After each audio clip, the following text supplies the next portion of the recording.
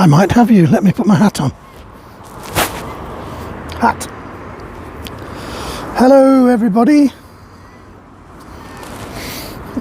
I hope some of you can see me and hear me okay. I'm just putting my gloves on. Bear with me a second. Making sure we're all good for the conditions. I sound perfect. Probably need to adjust your speakers, Robin.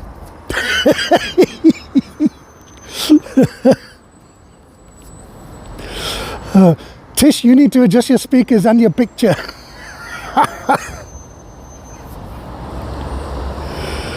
It is definitely cold today. It is negative temperatures Celsius. It's about -1 at the moment, I think. Maybe around 0, -1. I think it's got up just about above freezing earlier when the sun was out, but now it's clouded over and it's getting towards sunset time. The temperature will be dropping again. This morning when I was driving up here from Birmingham, it was about -5 as I was driving up over the hills. So I was a little bit concerned about the roads, but to be honest, the roads were all good. The main roads anyway. Some of the side roads leading down to the little villages, they looked distinctly questionable. Oh, hang on, something funny is happening to my gimbal here. I don't know what it's doing. Oh, okay, that might have. Okay, that's better. My gimbal was a bit flat. I've got it working. I've got it today. That's not like last time in Tewkesbury. I think it's complaining that I left it out last time. So a big hello to everybody. Bronwyn, Tish, Susan, Robin. I've seen Catherine. I think I saw. I don't know who else I've seen in the chat. Now this would be a good. Oh, it works. Leslie, Deirdre, hello, and who else? Catherine, Susan. Oh, well. These gloves are meant to have little pads on, look, that you can use your phone screen with them. Hello, Mary.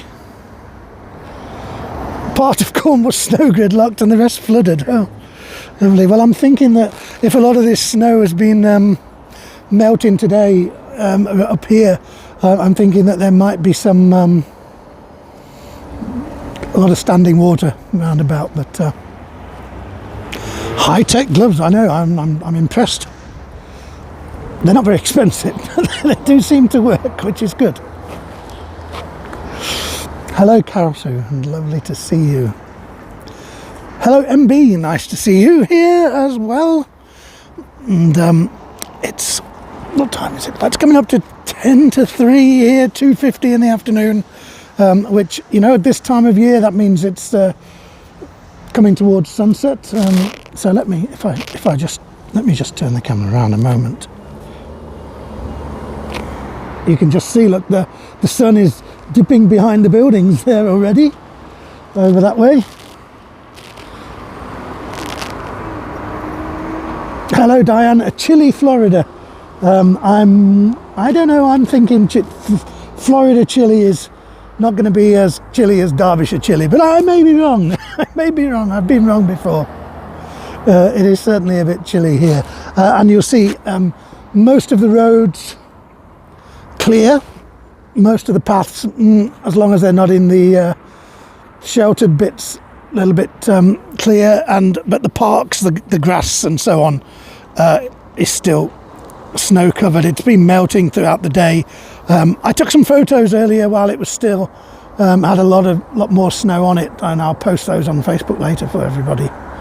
Hello, Asher, it's lovely to see you. You're currently in London. Oh, well, I hope you're okay in London. And good afternoon, evening, morning, where MB, you had a white world today. Yeah, I drove through some. I'm going to stand up so my legs are got some blood flowing through them by the time I need to start walking. Susan, it is lovely up here, and I would have loved to have stopped on the way this morning and taken some photos because the hills looked absolutely gorgeous as I drove up to Buxton, but there wasn't really anywhere I could stop, because the only kind of little places I could have pulled in at the side of the road, they were snow covered. I wasn't sure I'd get back out of them again if I pulled in. So unfortunately I wasn't able to do that, but I took some photos here around the town in the parks and gardens and so on, so that I was able to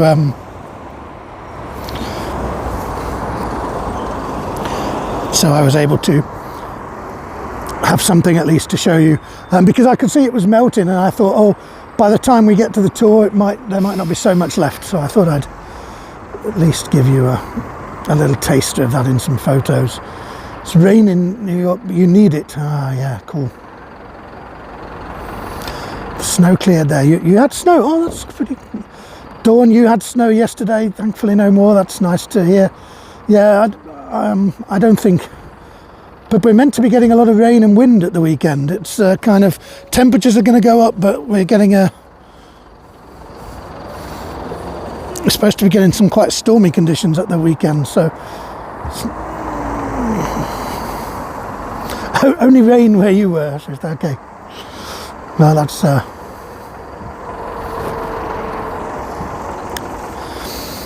but you know, I was a little bit you know, I must admit, I was thinking, I hope it's not going to be too bad for walking around in Buxton, because I knew that part of the town is up the hill. That's where we're starting, but I thought going down there could be a little bit, but it should be okay. I've walked around everywhere that we're going to go already, and there's a couple of places where the paths are a little bit treacherous, so I know to avoid them when I'm filming. Robin, Sally Jane is very well, thank you. She has one of her busiest days today, a very full day of teaching. So I just had a brief message from her at lunchtime. And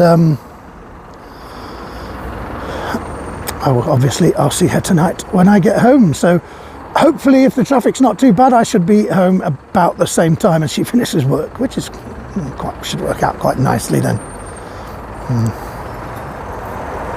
It has been a lovely day here today, and I met quite a few people, chatted to a few people in the park who were fascinated by when I was talking to them about doing this tour. They wanted to know the YouTube channel name and everything like that. They said they might check, they're from Buxton, but they said they might check out the tour tonight and have a look what else is on the YouTube channel, so that's pretty cool. Sheila, oh, you're in Dronfield? Yeah, not too far at all then, is it? So it got gradually worse as I got sort of further north. At once, up as far as just north of Derby, it was okay, and then as I got over towards Ashbourne, it was really cold, and then coming over the hills, it was really just sort of a really white landscape this morning. Hello, Ronnie Lynn, lovely to see you. And Sheila, lovely to see you in Dronfield. All the way over there. Hello, Paul and Chris. Ah, Paul and Chris, that's you. Ah, hello, Paul. Met by the shaggy dog. Oh, how lovely to see you. Oh, that's having local people on. That's always got to make even extra sure I get everything right. Don't want the local people angry because I've misrepresented their hometown, anything like that. So very friendly community here, Paul and Chris. It's lovely to chat to you today, and great to have everybody here. Fantastic that you've managed to find the channel and get on board.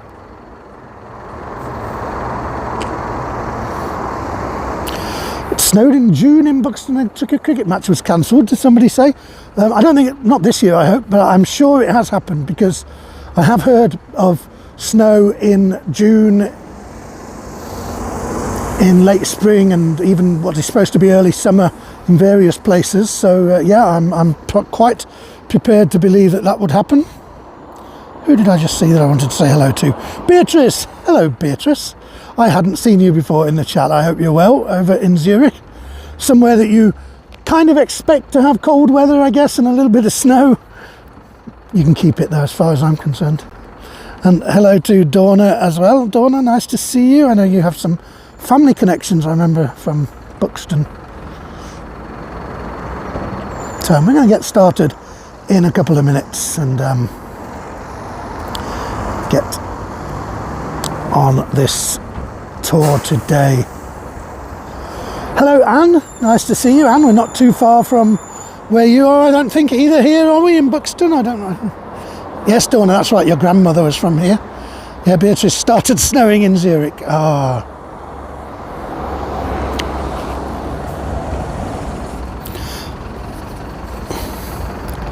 It was okay as long as you were inside at the time.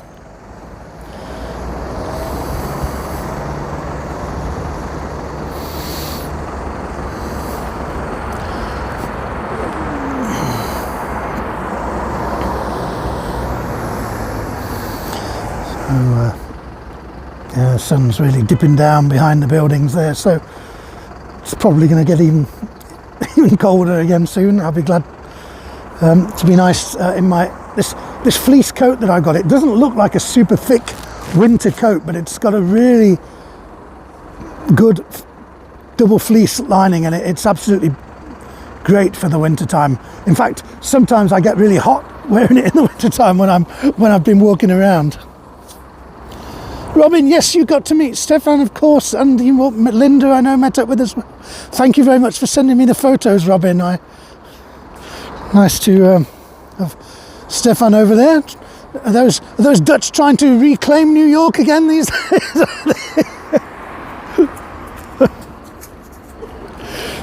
He accidentally got on a flight to New Amsterdam instead of Amsterdam, I don't know.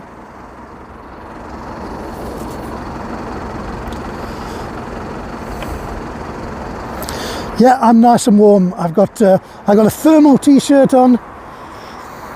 I've got a long sleeve top, and I've got this fleece, and I got my hat and gloves. I'm fine. Hello, Claire. And who else did I just see joining? Mark, I just saw joining.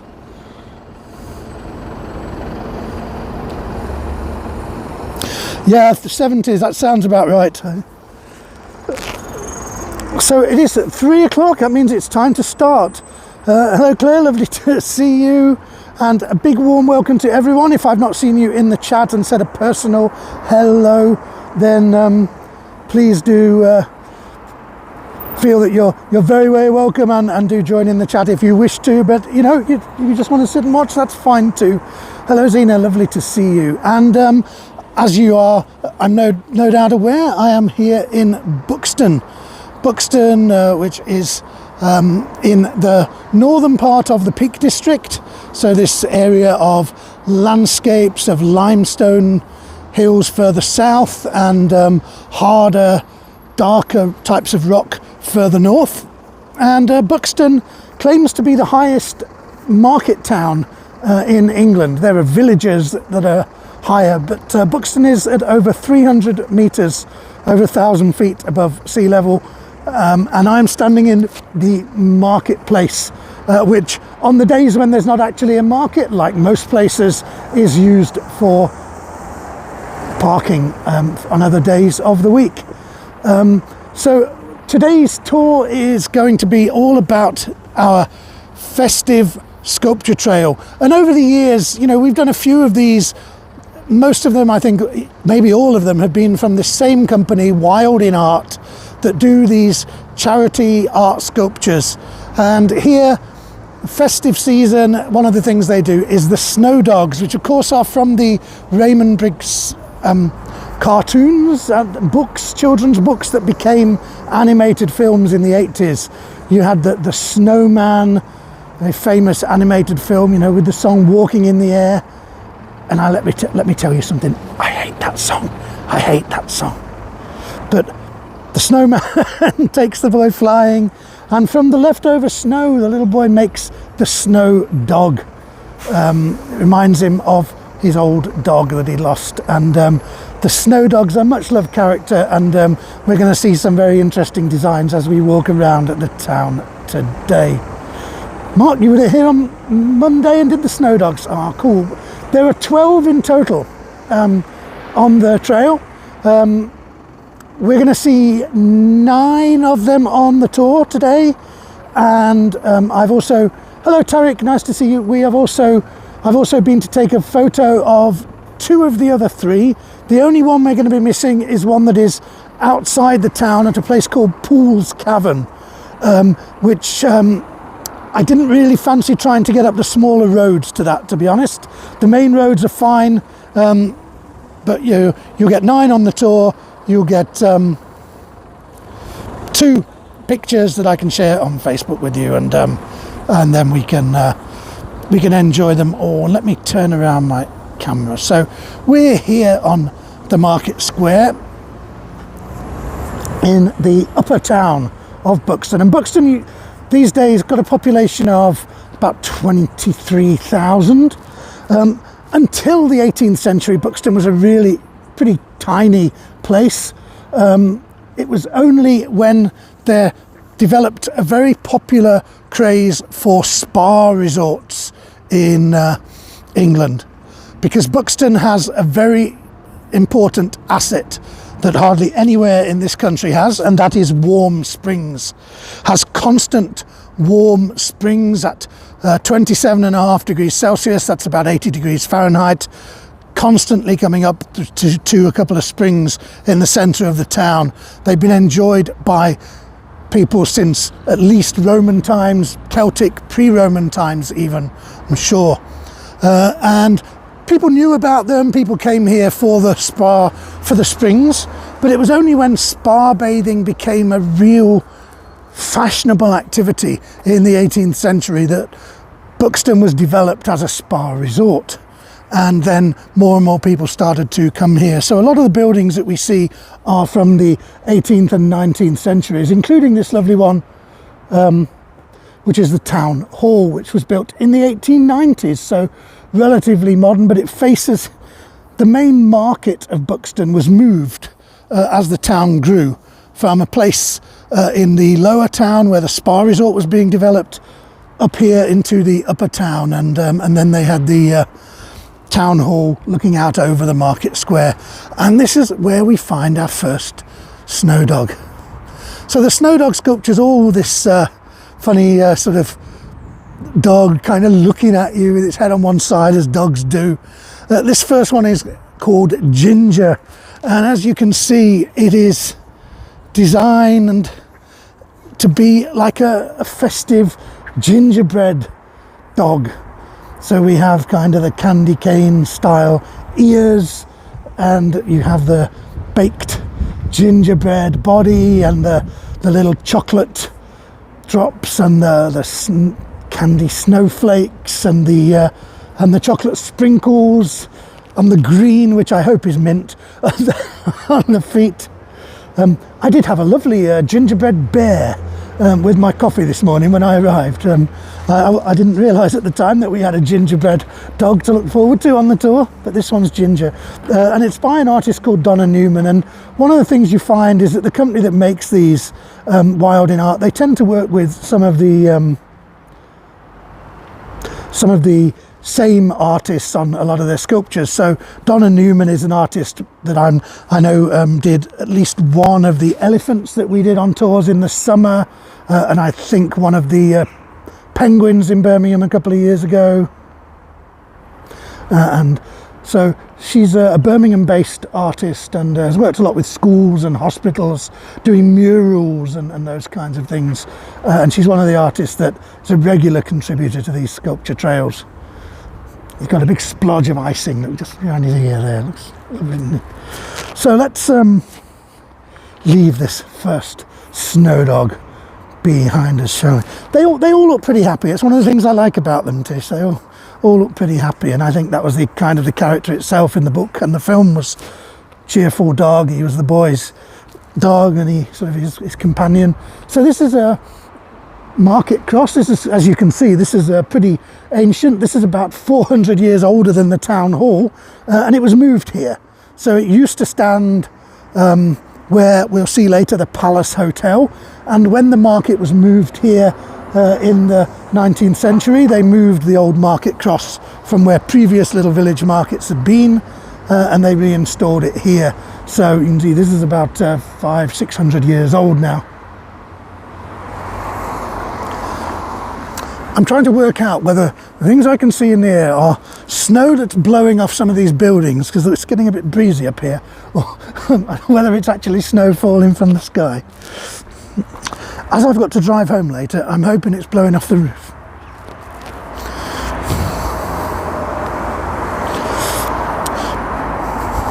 So we're in the Peak District, and Buxton is one of the biggest, probably I think the biggest town in the Peak District, and it's the centre for a lot of the activities here. There's a lot of nice hotels, some of them still kind of left over from its days as a spa resort, but it's the centre for a lot of activities in the area, a lot of walking and cycling, climbing in the area, and it's one of the main kind of centres. Has very good transport connections, good road links to all the cities in the area and various other towns and so on. Also has good rail links, and it's right on the northern edge of the Peak District. So actually probably the closest city to Buxton, I would say, would probably be Manchester. Sheffield is also pretty close to the east. So the building across the way here, this was at one time one of the largest hotels. It was called the Peak Hotel and Hydro, but it was later vacated, and it was acquired by the town authorities in the 1970s, and it was converted into the town's museum and art gallery. So you have the town hall, the museum and art gallery over here in the former hotel. And over here we have Susan. You did some of your Duke of Edinburgh expeditions in the peaks. Yeah, I think anyone who was vaguely in that area did. I didn't do Duke of Edinburgh's, but my friends who did, they did their expeditions in the Peak District as well. And we used to come up here all the time when we were teenagers. Every summer we used to come up and have a youth hostel hiking youth hostel holiday, and for day walks you could come up here as well. Once any of the gang were old enough to drive, or you could get the bus from Nottingham quite easily as well. So you can see the snow on the grass here to my left, and this is a public park. It's called The Slopes, and it was laid out as part of the spa being developed. So they just had a hillside here, and what they did was to kind of landscape it with kind of different levels, terraced levels, and plant trees and lawns and flower beds, and they also then had pathways and sort of sculptures and things, because of course when someone came to the spa resort, the cure that they were having was partly to do with drinking and bathing in the mineral waters, but it was partly to do with fresh air and exercise, and so they would be encouraged to go for a walk in the various parks that have been created, and the Slopes was one of those, and that was the one that was really kind of supposed to do you the most good, because it's, as the name suggests, slope. And the idea would be that you would have these chairs that you could be carried in, you know, like a bath chair, named after the other great thermal spa resort in England. But you would have a bath chair, and they'd carry you up to the top and you'd walk down. But as you kind of spent longer at the spa and you started to get a little bit healthier, you would be carried less and less of the way, so eventually you'd be able to walk all the way up to the top and walk back down again. That was the idea. And it's in the Slopes Gardens that we can find our next snow dog up ahead of us, and you can see some lovely pathways, the last light of the sun as it goes down in the west there. If you want to get a nice photo of that, I'll screenshot of that. I'll cut out the man in the high vis. And so here's our next snow dog, and it's one of two that is designed to be like a real dog and inspired by actual breeds of dog. This is called Roodle, and it is inspired by a golden doodle, which apparently is a cross between a poodle and a golden retriever. When I first saw this one, as I approached it when I was looking around them, I thought it might be inspired by the sheep. There's a lot of sheep farming in the Peak District, but you can see this is furry. You can hear that, and see he's kind of got a furry texture to him. He's almost pretty camouflaged against the snow. You probably easily have missed him a couple of mornings ago. So, but I love this, and I just think he's absolutely cool. And it's nice to have some textural designs rather than just painted and visual designs as well. I like that. I think that's nice, especially for visually impaired people who come to look around. They've got something tactile for them as well. It's quite a nice touch on the no pun intended, tactile. Quite a nice touch. Oh dear, Ian. But I think that's quite nice as well. So we're heading downhill again. You see, I've obviously been doing well in my cure at the spa, because I walked all the way up the hill for the second time today, and now I'm going all back down again. And actually, I'm not going to say it. I'm not going to say what I was going to say, because I don't want to tempt fate. What we can see ahead of us here is the beautiful 18th and 19th century buildings. We'll see some of them a bit closer up very shortly. But this was where the main spa resort was developed, down in the valley. That's where the springs are.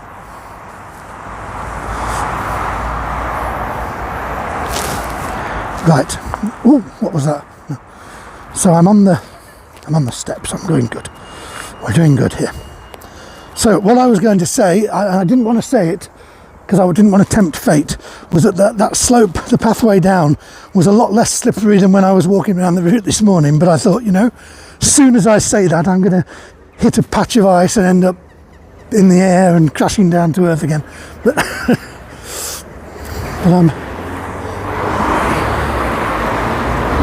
right, let's get ourselves across the road and have a little pan around while I wait for the Christmas tree and some of the baths. Oh, do a circuit. Lovely. Oh, there's the green man. There's a lovely cafe, nice and warm. You can see the steamed up windows, it's so warm inside. So I had a lovely lunch. I had a lovely steak and mushroom sandwich and a nice cup of coffee earlier on. Very nice place.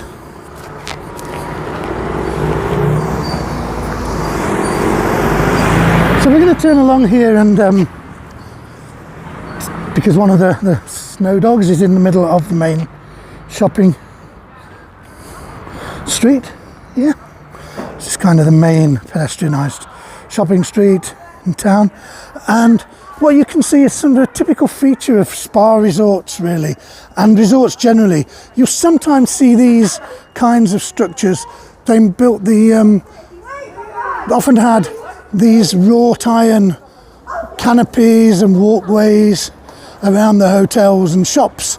Very typical feature of spa resorts and seaside resorts as well. And this is great because they have a few of them left, and it's a really lovely feature. It's just I panned upwards a little bit just because there was a whole bunch of kids there walking along, I think on their way home from school.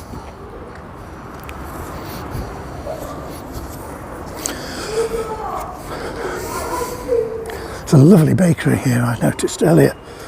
Some delicious looking cakes and bread, some really nice fresh bread there as well.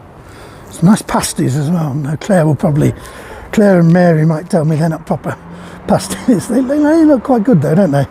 Who knows? Not bad at all. But they've got some nice looking cakes down there as well. Ooh. Ooh. Gimbal's doing something a bit strange. There we go, it's better.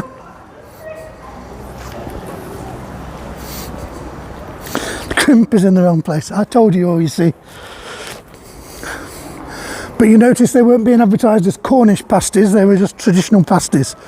Because it is supposed to be a protected designation of Cornish pasties. They're not made in Cornwall though. The jam tarts did look nice, Dawn, you're right, I agree. So here's our next dog, and he is called Rudog. And what he is intended to be is a kind of a mix-up of Rudolph the Red-Nosed Reindeer and the dog shape. So he's got this beautiful glowing red nose and rosy cheeks as well.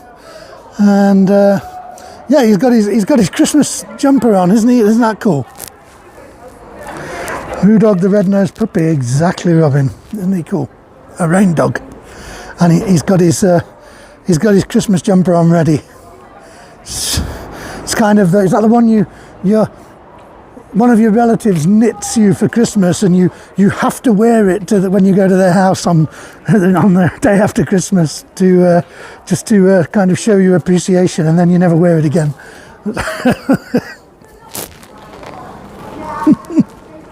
Hello, Wendy. Lovely to see you. So yeah, and he's got his boots on as well. Look. He's got his Wellington boots on, or his furry top boots. Aren't they cool?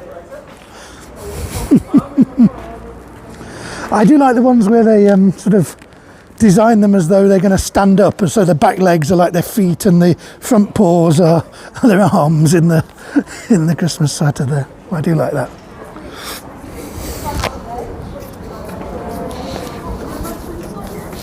So let's go back. Oh, I'm going to get onto what looks like a slightly less slippery patch of ground.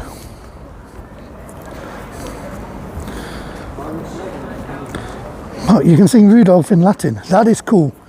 Unfortunately, we don't have a facility for people to participate verbally. Otherwise, we'd hold you to that. But that's cool. My wife Sally Jane learnt Latin and ancient Greek at school, but I don't know whether she can sing Rudolph the Red-Nosed Reindeer in either of them.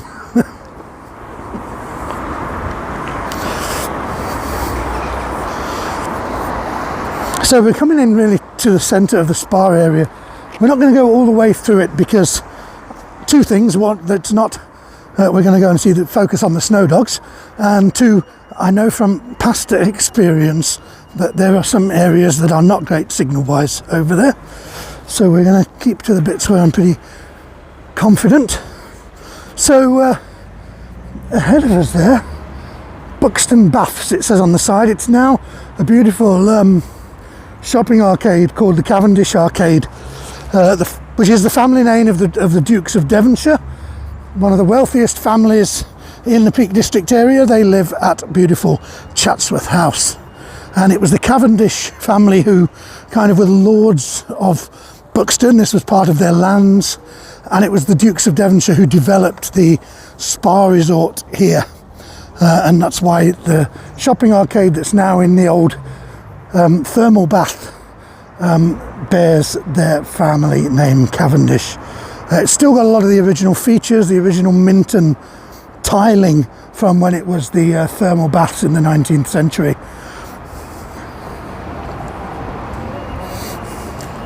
So here we are at the bottom of the slopes, and they've got the Christmas tree there. My gimbal doesn't like this cold weather. It really doesn't. And the Christmas tree, you can't really see the lights on screen, I don't think, but I love the way they've also lit up these, just some of the trees in the area as well. They've had the fairy lights on just the normal trees. I think that's really cool.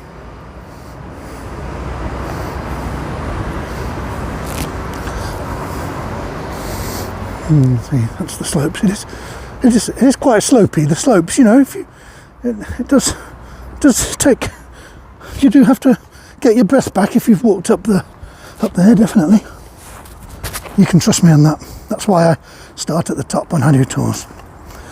But when Buxton's spa resort started to be developed in the sort of second half of the 18th century, what they discovered was that it was more popular than they thought it was going to be, and because it had only been a very small place, there weren't many suitable places for the wealthy and sort of high status guests who wanted to come here.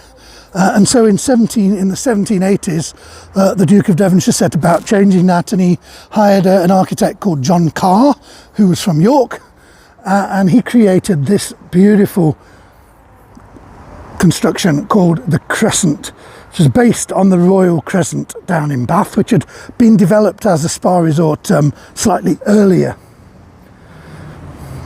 And so the Crescent was built in the 1780s and was made up of 3 hotels. And so that provided great accommodation for wealthy people coming to the spa resort. Nowadays, well, it's been all kinds of things. It's been a hospital, it's been offices, it's been privately owned various times. Now it is privately owned, and it's now, once again, it has some shops in it, restaurants, a little gallery, but a virtual reality kind of attraction about the history of the spa here.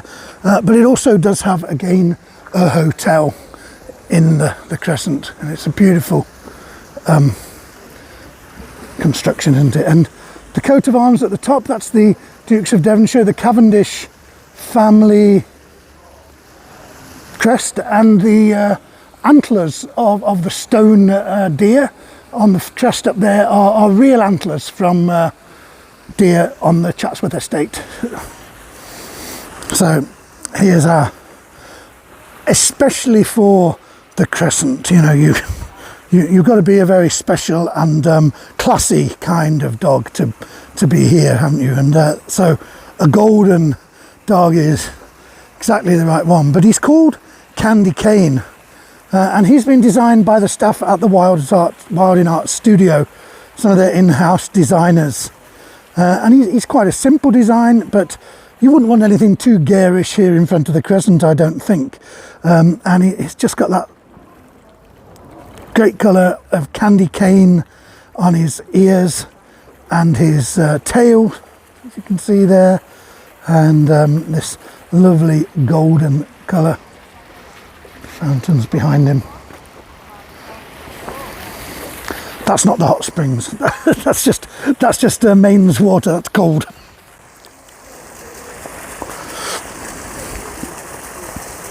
So I do like him. He's in a very, very lovely spot as well, isn't he? He looks pensive. Yeah, he does. It's funny that they're the same design exactly, the sculptures, but the way they're decorated can really give them character and almost kind of a different kind of look to them, can't it? I think that's one of the great things about these sculptures. They can really bring their own interpretation to them. So some lovely Christmas trees there, and across the way, St Anne's Well building. This was where the public pump room was, where people could go and get the spa water. Nowadays that's the visitor information centre and gift shop, but next to it, I don't know if you can see, there's a guy there with a bright red bag, and he's filling up bottles. You might be able to see. Unfortunately I can't zoom in, and I know that my signal will go if I try and go over there. So but that is a public fountain where to this day you can fill up your bottle with the Buxton mineral water. So of course Buxton mineral water is bottled commercially. You can buy it in all the supermarkets and bars and cafes and everything, but this is available to the public, and you can come there, fill up your bottle, it comes out, it's warm. Normally what's good is you fill it up, and then a few hours later it's just about ready for drinking, especially in the winter, because it takes a little while to cool down for nice temperature to drink. But publicly available. And just along the way there is what's called the Old Hall Hotel. That was the original manor house that the Cavendish family held here, and one of probably the most famous person who came to the spa there was none other than Mary Queen of Scots. Mary Queen of Scots was a guest prisoner of the Cavendish family. They were put in charge of Mary Queen of Scots for over 10 years, and she came many times up to bathe in the mineral thermal baths here for her rheumatism.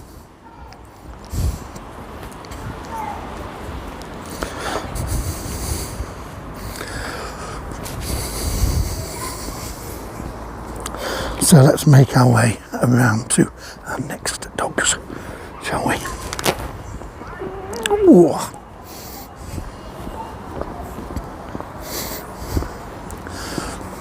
There's a lovely stonework here. They had all of these sort of arcading around these hotels and the residences that were built for the wealthy visitors, so that they could go from where they were staying to visit their friends, or to actually go to the baths, or to go to a shop or something without having to get wet. That's the same reason why you have these wrought iron canopies. The idea is that you can make your way around without getting wet, because believe it or not, it does sometimes rain here. Here in England, close to Manchester, who'd have thought that it ever would rain, but it does.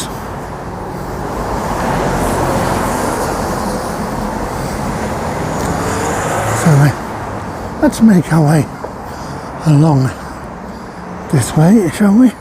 Under the canopy, which is lovely.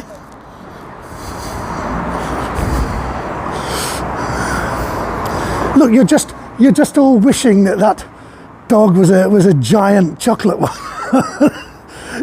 you wish you had that much chocolate.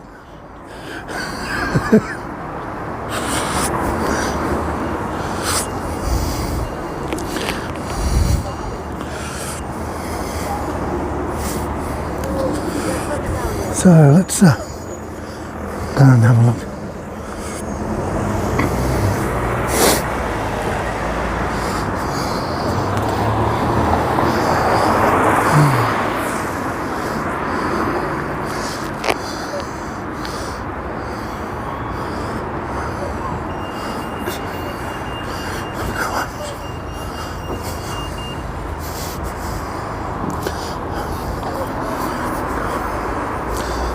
Lovely lit up Thai restaurant there.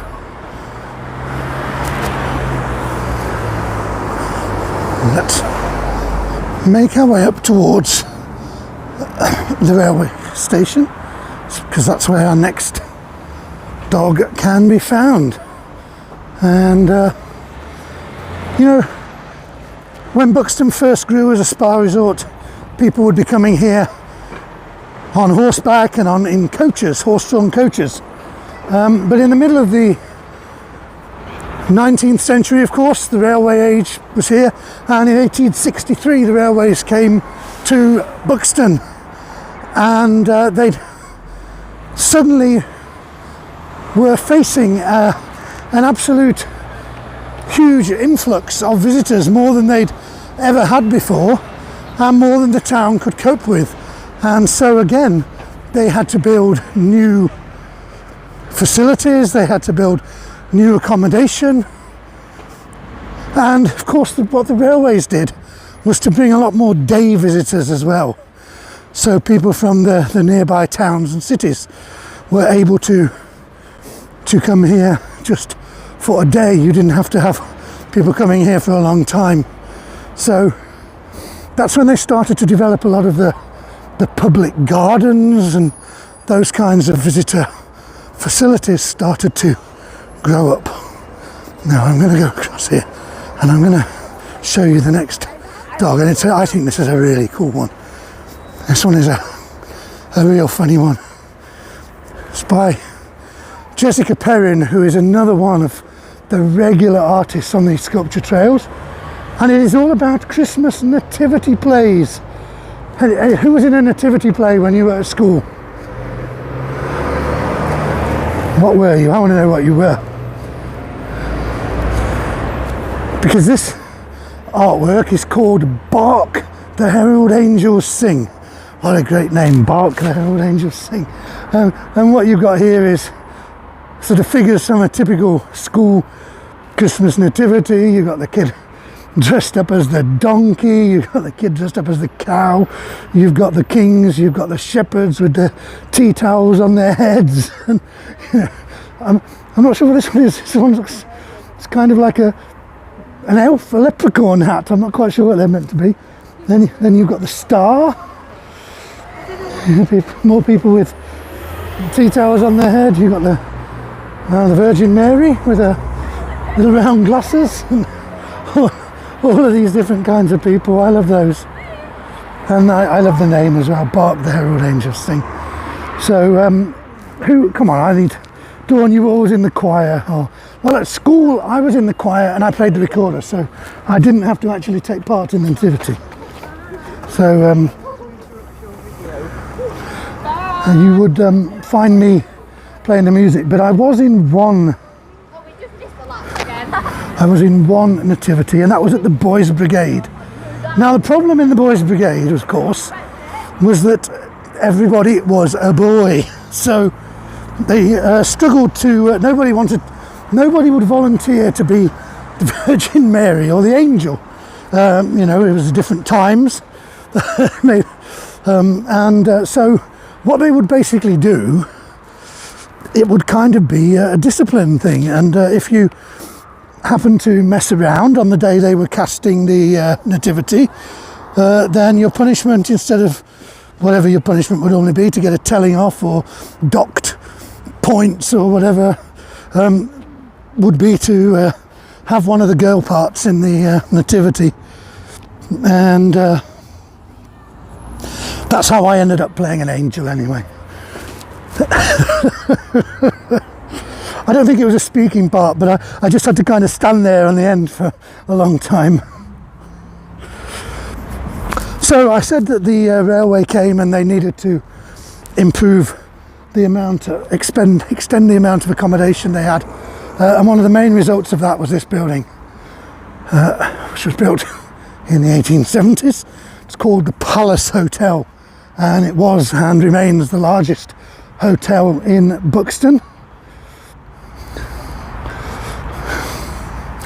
And still a very nice hotel, and also has, a hotel in the 19th century in a spa resort, of course, would have been hosting very grand banquets and dancers and those kinds of things. And so it has a beautiful ballroom, which is a very, very popular venue for weddings and those kinds of celebrations these days in the town. Lovely pool indoors, Donna. Oh, wonder if they use the mineral water for it.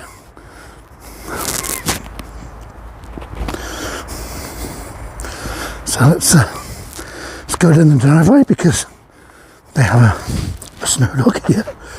There he is. We're approaching him from the back, sneaking up on him. Let's go and have a look at him in a minute, but before we do, I love this. I love the little picnic, the little table under the arbour there. That looks a lovely place to sit in a summertime. It doesn't look so enticing at the moment, I must confess. I think by the fireplace in the lounge would be the place to sit. I know we're sneaking up on him. But again, he's a very simple one. All white, but with sparkly appendages. Very, very sparkly tail, and the spot on his side. Very, very sparkly, and his ears as well. His nose, his eyes. He's called Sparky. And there he is, isn't he? He's so lovely. A lot of these simpler ones, they're the ones that have been done by the Wild in Art Studios. Their in-house team they're good at decorating them, but they're not the same level as the professional artists who they work with on their trails. But I like some of the simple ones. I just think he just looks really cute, doesn't he? Yeah, I agree. Now, so here, look. Still got the snow here on the grass, and we've still got snow as we look at this beautiful building here. This is one of the kind of landmarks of the town.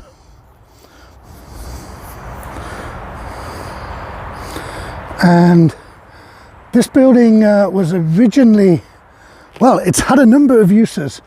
Originally, you can see it's got this huge dome, and the original circular section was originally built as the stable block to the crescent. Because the crescent is just away to our left, a little bit further down the hill, and then this kind of matches the crescent, but it's circular. And in the centre would have been an open circular courtyard, so you'd have had stabling there for up to 300 horses, and you'd have had space for the coaches and for all the coachmen and the grooms to stay there while their employers were staying in the town at the spa, and that's where they would have exercised the horses, maintained the coaches, and all of those good things. So that is what this building originally was built for, but then it was converted into a hospital, and it was a public hospital, and the idea was that people who weren't just the wealthiest in society would be able to come here and enjoy the benefits of the spa, and so they had a hospital here. I mean, it was a general hospital, but one of the things that they had, being in Buxton, was the ability to have the spa waters. But of course, there was a lot of uncertainty in the town, because they didn't want the wealthy patrons, the nobility and the wealthy patrons who were using the spa facilities here, to be disturbed by the the ordinary people, the hoi polloi.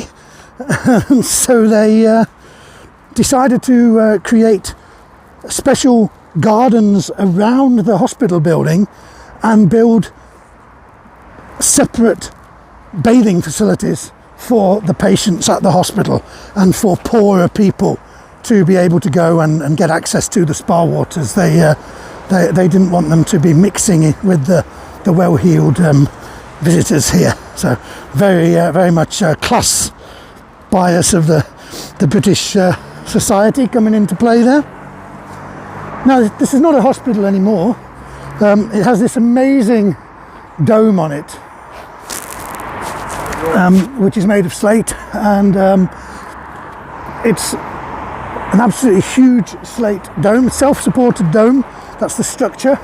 And until they built a very modern one, I think in India or possibly China a number of years ago, it was the largest self-supporting dome in the world. It's bigger than St. Peter's in Rome, in the Vatican. Just. It's the largest of its kind. So it was kind of a visitor attraction as well as being a hospital. Nowadays, it's part of Derby University. So we're in the county of Derbyshire here, and it's part of Derby University. So it's been the stable block, it's been the hospital, and now a college. So we do have a beautiful sky, don't we? Now what I need to do is get across this road. So this might be interesting. Oh, Limburg coaches. Hello. Good Midlands business there. Okay. So let's go along here, and we will find not only some more beautiful buildings and some lovely views, but we will also find our next couple of Snowdogs. Oh, and there's an even better view of this dome. Look, and the towers from over here. I think they used to have more trees there. I don't recall, particularly in the summertime, you didn't get such a great clear view of it from this time of year. It's perfect. Isn't that great? Yeah, it is amazing, isn't it?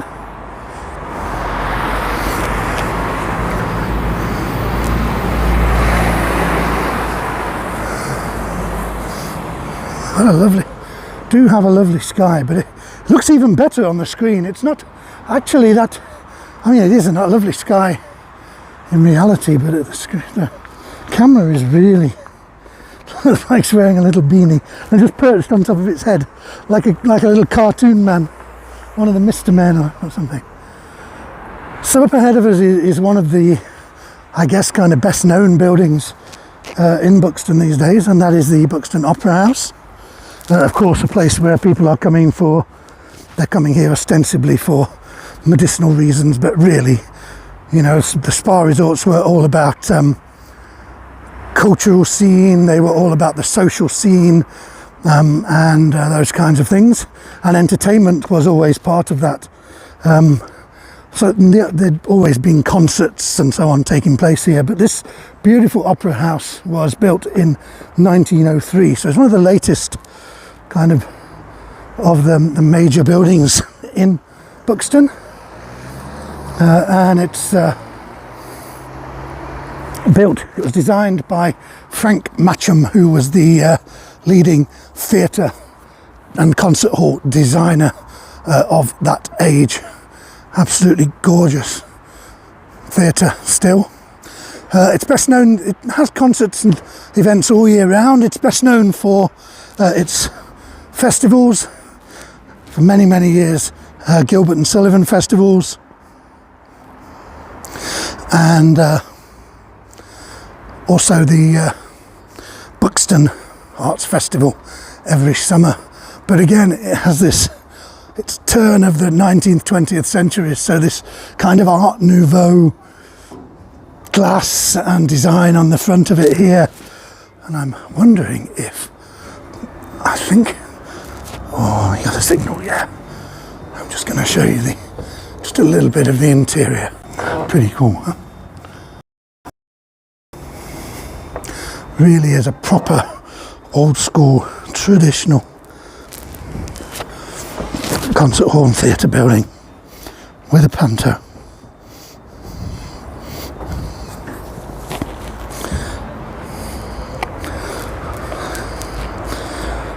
So here's another dog, and again a little bit like the one outside the Crescent. You don't want to have something too garish outside this beautiful theatre. And this is the building here, and this one is called Classic, and he is designed to represent the original Snowdog from the stories, and it says on the little write-up that it has on the base, it says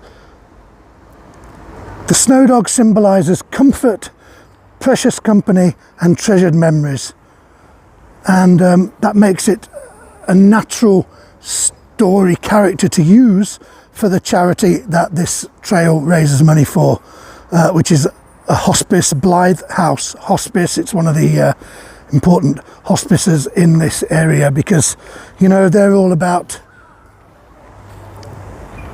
precious time with loved ones and making the most of every day that you get, and holding on to incredible memories, and so it's a perfect fit in terms of the Snowdog character and what it represents with the idea of the hospice movement. So this is the park. A little bit of melting snow, but it was still looking lovely. This is the River Wye that flows down through the Peak District, and part of the development of the spa was to use some of the land that the Cavendish family owned next to their old hall to create places for people to walk by the river. It was laid out originally in the late 18th century, but then these gardens and park was later laid out, redesigned by Joseph Paxton. Joseph Paxton was one of the great garden designers and well, just kind of designers and architects of the Victorian age, and he designed the greenhouses and lots of the gardens at Chatsworth, so he was a long time kind of collaborator of the Dukes of Devonshire, and what they built here was something that very much was the kind of thing that Paxton would have built, because he was known for his glass and iron constructions, most notably the Crystal Palace in London, the site of the Great Exhibition.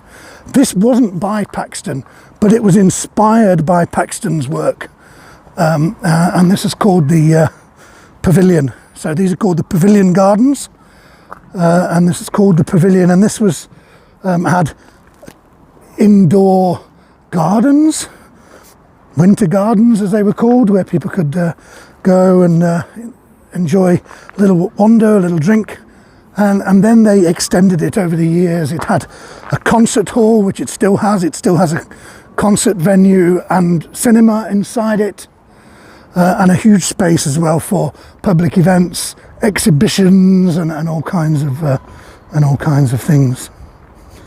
Mark, he did indeed design the huge gateway of Birkenhead Park, which was the inspiration for Central Park in New York, I do believe. So you can see in the centre there, the building in the centre, that's the concert hall and cinema in there. They have a lovely restaurant in there, shops where you can buy all kinds of local produce, and then at the far end, this was also a concert hall. All kinds of famous people have played here, including the Beatles. The Beatles played here a couple of times in the early 60s. Still hosts a range of events. And the huge section under the dome, that is used for craft markets, for celebrations, receptions. This morning it was lovely to see it being used by schools. There were looked like a big event where school groups were in there doing little kind of art tasks and learning about nature, and then they were going out into the park and doing little like questionnaires and nature trails. Great to see it being used for education, because well, it's nice to see that going on, because when I first started doing virtual tours here, the first virtual tours I did here, it was being used as a COVID testing and vaccination centre. So nice to see it being used for other purposes. And before we go and look at our last two Snowdogs and we finish the tour, just want to look along the way there, because there's a modern building. It was opened in 1973 by Princess Anne, and that is Buxton's public swimming pool. So it's owned and operated by the local council, and anybody can go and pay to use it. It's where schools go to have their swimming lessons. The great thing about it is it uses the thermal water direct from the thermal springs. So you go to a public swimming pool here in Buxton, owned by the local council, and you are bathing in natural thermal mineral water, which is pretty cool. I have been swimming in there a couple of times. It is pretty cool to think that that's the case. Now we've got a staple of any Victorian park in England, a bandstand. It's not the original one, this is a modern one. The original one was closer to the centre of the park. But the bandstands are very popular, you know, in a weekend people would come and they would have bands playing, and the summer afternoons particularly, brass bands were very, very popular and still used. This one here still used in the summertime. So here's our penultimate Snowdog, and here's a character you might recognise from film. This one is Elf. Here's Elf the dog, and I'm going to go around the other side of him so we can see him a little bit better, and so we can see him with the lovely pavilion in the background as well. My gimbal does not like this cold weather at all. So Amanda Quellin, an artist who's a young artist who studied in Sheffield, but another hard nose, I think, but the elf, a very much loved Christmas character, Elf the Snowdog. And it does say on the write-up for this one that soon as the Snowdogs trail finishes, this particular Snowdog will be hop-footing up to the North Pole to help with his elf tasks in helping Father Christmas get ready for the big day. I think he's particularly cool with the kind of hat. I don't know how you make a hat stretch like that and get it over your ears. It looks fantastic, doesn't it? So isn't he cool? And yeah, the lovely boots again. He gets 4 this time though. He doesn't get gloves on his but he does get the belt round his middle. I just love the creativity of them. Aren't they great? Okay, so we're going to walk down past the bandstand, and as I said, there are 2 dogs that are within the town that we're not going to see on the tour because they're a little bit far to go, and the paths to them are a little bit treacherous earlier, and it's colder now. There are some paths where I thought, well, when I can concentrate and I've got my hands ready in case I fall, that's going to be okay. But there are some where I thought, you know, when I'm filming, I need to be looking around me in a slightly different way. And I wanted to make sure I had the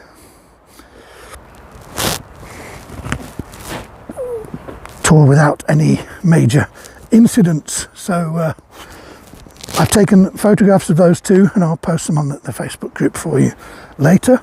And the one that's outside town, unfortunately, we can't get that one because it's not a place I can get to on the roads as they are today. I'll try to post a link to the Wild in Art website so you can take a look there. Let's go across the path here, and there's a lovely view along the river here. Look, the lovely reflection of the buildings.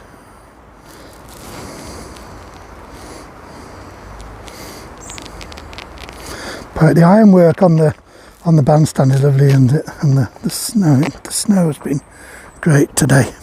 Still quite on the ground here. It does look it is a lovely wintry scene, and it's perfect for especially with the fir trees here. Very, very festive. You can see the ground here is still pretty snowy. So I'm being exceptionally careful.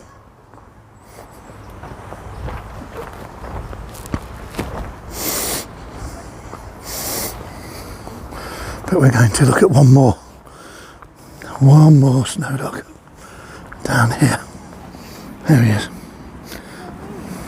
I was going the wrong way. That's because I came over a different bridge earlier when I came to look at him.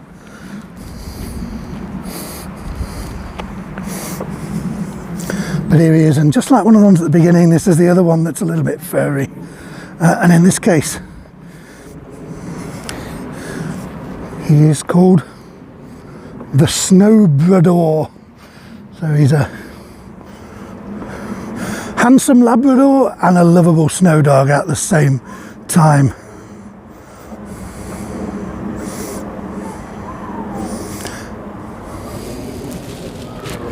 They're gorgeous.